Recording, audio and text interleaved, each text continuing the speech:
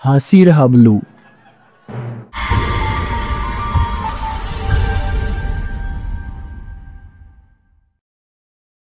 একবার এক গ্রামে বাস করত হাবলু নামের এক ছেলে।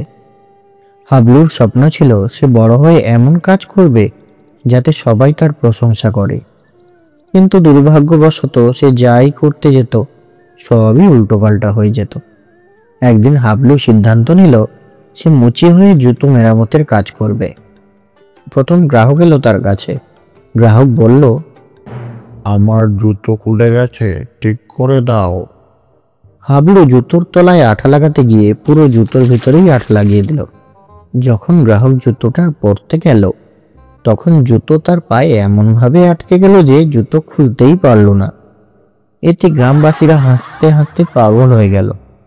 হাবলু বলল, এই কাজ আমার নয়, আমি চাষবাস করব।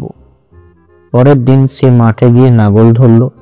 হাবলু ভাবলো যেহেতু এক জায়গা থেকে শুরু করলে বেশি সময় লাগে, তাই একসঙ্গে সব দিক থেকে লাঙল চালালে কাজ তাড়াতাড়ি হবে। এই আইডিয়া অনুযায়ী সে লাঙলকে ঘোরাতে শুরু করলো। লাঙল ঘোরাতে গিয়ে সে এমনভাবে ঘুরপাক খেলো যে শেষমেশ নিজেই ধানের গাদায় গিয়ে পড়ল। গ্রামের মানুষ এবার আরো হাসলো। কেউ কেউ বলল, তুই কিচ্ছু করতে পারিস না। কিন্তু হাবলু হাল ছাড়লো না। সে বলল, আমি এখন দোকানদারি করব। একদিন তার দোকানে এক বৃদ্ধ মহিলা এলো।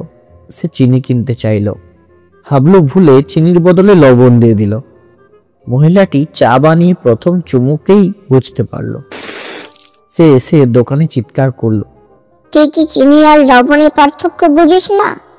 এইরকম একটার পর একটা ভুল করলেও হাবলুর মন খারাপ হতো না।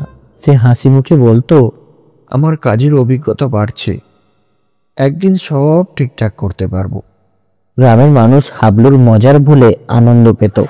আর হাবলু নিজেও ভাবতো, যারা হাসে তাদের মুখে হাসি আনাও এক ধরনের কাজ। এভাবেই হাবলু তার মজার ভুলগুলোকে নিজের জীবনের সাফল্য হিসাবে উপভোগ করতে লাগলো।